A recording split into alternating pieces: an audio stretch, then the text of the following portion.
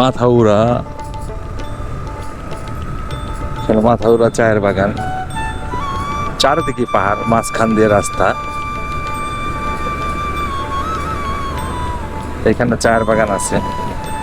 কিছু কিছু এখনো সকাল, সব জায়গায় চা তোলার জন্য লোক আসেনি, কিন্তু দুই একটা জায়গায় দেখলাম লোক আসছে চা তোলার জন্য।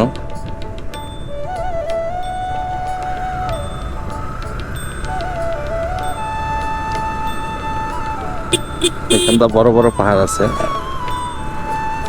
আমি যে রোড ধরে মৌলভীবাজার যাইতেছি, এই রোড ধরেই আমি যেই দিক থেকে আসছি ওই দিক দিয়েই সীতাকুণ্ড ঝর্ণায় যেতে হয়।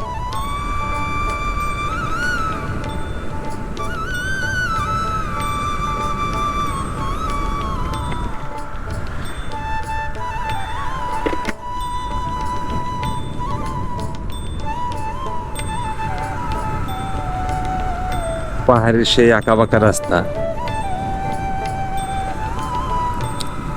সামনেও খুব বড় একটা পাহাড়।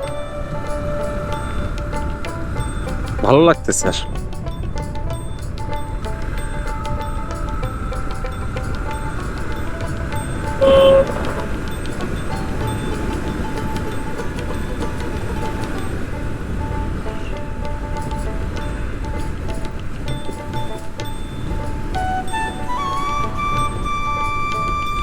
আসলে মৌলভীবাজারের সৌন্দর্যের শেষ নেই।